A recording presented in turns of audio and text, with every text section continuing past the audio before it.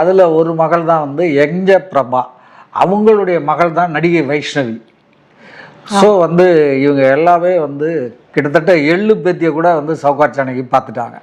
கொள்ளு பேத்தி, எள்ளு பேத்தி, இத்தனை தலைமுறைகளை தாண்டிய ஒரு மிகச்சிறந்த நடிகை அவங்க. அதே போல் வந்து அவங்களுடைய வாழ்க்கை முறையே ரொம்ப சிம்பிளாக இருக்கும். அவங்களுக்காக மட்டும்தான் வாழ்வாங்க. இந்த புகழ், நடிகையாக இருக்காம புகழுக்காகவோ பணத்துக்காகவோ அலையக்கூடியவங்க இல்லை சௌகார் ஜானகி.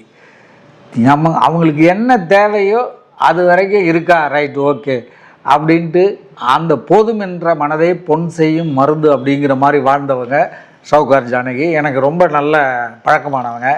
அவங்கள பல முறை வந்து நான் பேட்டி எடுத்திருக்கேம்மா. இதில் ஒரு பெரிய குறிப்பு என்ன சொல்லணும்னா,